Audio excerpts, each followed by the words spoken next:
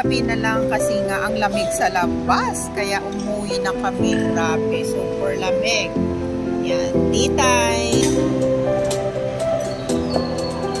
Para hindi na sabihin na was wrong.